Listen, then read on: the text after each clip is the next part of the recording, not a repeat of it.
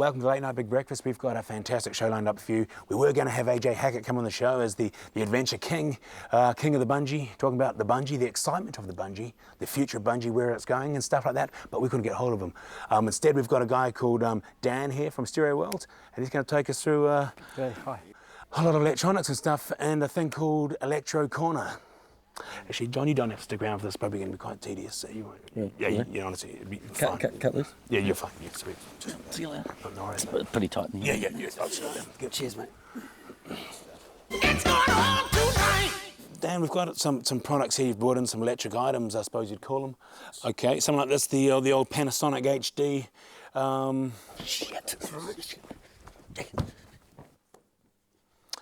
Couple of grand, not much change from that. Yes, and the iPods obviously are big nowadays with the kids and with everyone really, aren't they? Oh, they're massive, they're huge, and especially when you can get them like this. And it's so simple, just scroll past your albums, find your favourite song, and away you're playing.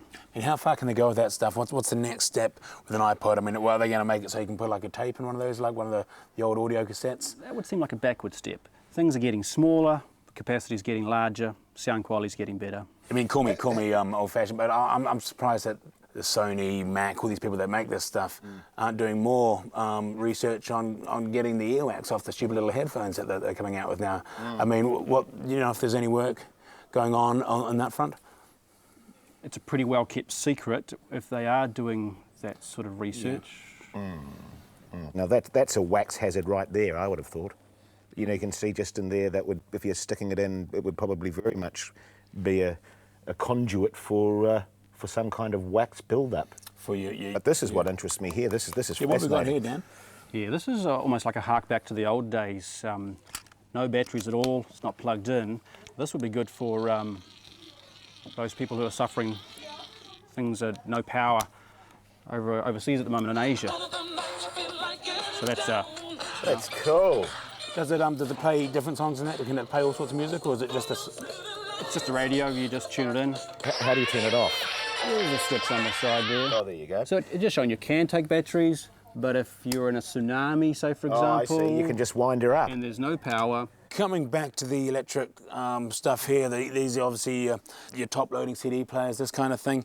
I mean, how good is the sound now compared to what our ears can handle? For example, am I going to tell the difference between a CD played on this and a CD played on this, for example? Yeah, I hope so. That's a bread maker. So this is a bread maker. Okay, so you would... okay. I've actually got one of those, Very actually. similar looking. Very good. Dan, thanks for coming on. And Dan will be regular on the show. Each week we'll have Electro Corner, and we'll be looking at some other appliances as we go and giving a whole lot of stuff away. Long term, what's the future of this sort of stuff?